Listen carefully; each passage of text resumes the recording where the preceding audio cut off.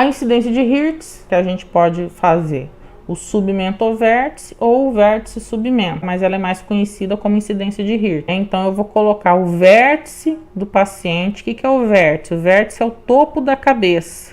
Então, o topo da cabeça, que é o vértice, ele vai estar em contato com o buco mural ou com a mesa, se eu estiver fazendo com ele deitado. Repara que para fazer com o paciente deitado, eu tenho que apoiar a parte posterior das costas dele, da parte dorsal dele. Fazer uma pequena elevação aqui no tronco do paciente, para ele conseguir encostar o vértice da cabeça na mesa. Então, olha aqui, ó, o vértice da cabeça está encostado no buco mural, e o raio vai entrar embaixo do mento. O mento não é a pontinha do queixo, então ele entra embaixo. Então, por isso, submento, embaixo do mento.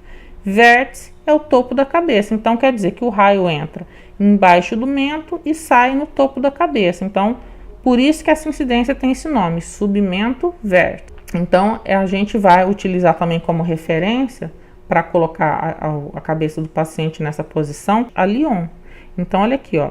Quando eu olhar a Lyon vai ter que estar fazendo uma linha reta aqui, ó. Tá? Então, eu vou pegar aqui, ó, linha infraórbito meatal, tem que estar fazendo uma linha reta e ela tem que estar aqui, ó, paralela ao buco mural. Ela tem que estar paralela ao buco mural. Se ela não tiver paralela, você não está posicionando corretamente. A mesma coisa aqui, ó. Ó, vou colocar aqui, ó, a Lyon, ela tem que estar paralela à mesa de exame. Tá? Se ela não tiver paralela, o exame não tá correto, não tá bem posicionado. Reparem, tem que formar o raio, quando ele entrar, ele vai formar um ângulo de 90 graus com a Lyon. Ó. A Lyon tá aqui, né? E o raio tá entrando aqui. Então, sempre vai ter que entrar 90 graus. Por que a gente tem que observar esse detalhe? Porque vamos supor que o paciente, que você não consiga colocar a Lyon paralela ao chassi.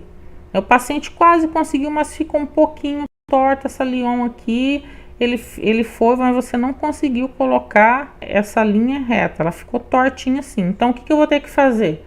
Nesse caso, como eu não consegui colocar a linha reta, o que eu vou ter que fazer com o raio? Vou ter que angular esse raio um pouquinho. Por que eu tenho que angular esse raio? Porque eu preciso fazer um ângulo aqui, ó, de 90 graus. Tá vendo? Então, eu faço aqui um ângulo de 90 graus. Então, vamos supor que o paciente você não consiga fazer essa posição com o paciente. Mas você consegue, ele falta um pouquinho para chegar. Então, o que você vai fazer? Você vai angular o raio de modo que esse raio faça um ângulo de 90 graus com a Lyon. Então, esse parâmetro aqui de saber que a Lyon tem que fazer um ângulo de 90 graus com o raio é importante, porque às vezes o paciente não consegue ficar nessa posição.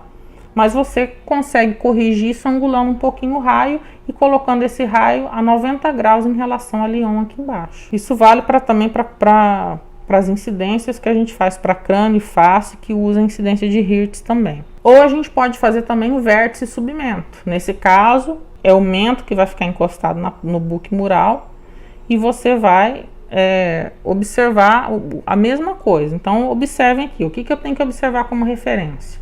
A Lyon, que é a linha infraórbito meatal. Então, reparem aqui, ó. A Lyon, ela tá aqui, ó, nessa linha pontilhada. Então, repare que quando o paciente está nessa posição, eu não vou conseguir nunca colocar essa Lyon paralela ao filme. É impossível. Então, o que eu faço nesse caso? Nesse caso, eu vou colocar o raio, angular o raio, até esse raio ficar a 90 graus aqui, fazendo um ângulo de 90 graus com a Lyon. Então, tem uma quantidade de angulação para pôr nesse raio?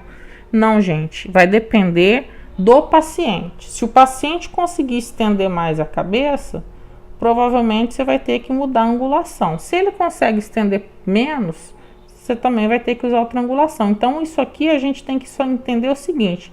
Para fazer incidência de Hertz, o raio central ele sempre vai ter que passar fazendo um ângulo de 90 graus com a Lyon.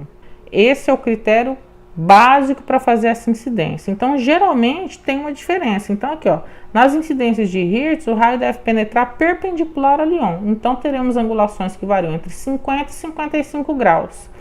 Pode até ser menos que isso ou mais que isso, vai depender do seu paciente. Às vezes, o paciente não consegue fazer essa extensão toda aqui porque ele tem problema ali de hérnia cervical e não consegue, tá com dor, não consegue.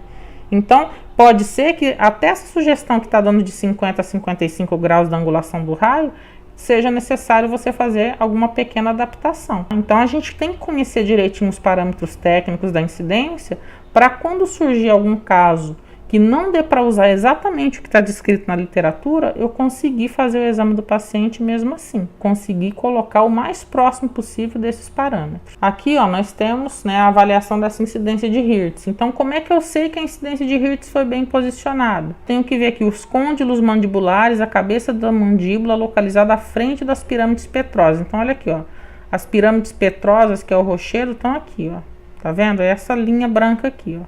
Então, repara, ó, cabeça da mandíbula, né, tá à frente dela. Então, toda vez que tiver à frente, é porque tá bem posicionado. E a gente sempre consegue ver aqui, ó, o arco zigomático também. Vocês vão ver mais para frente que a gente pode usar a incidência de Hertz também para estudo do arco zigomático. Então, a gente avalia a incidência de Hertz dessa forma. Eu vou observar se essas pirâmides petrosas aqui, elas estão posicionadas atrás dos côndilos mandibulares, da cabeça da mandíbula que está aqui.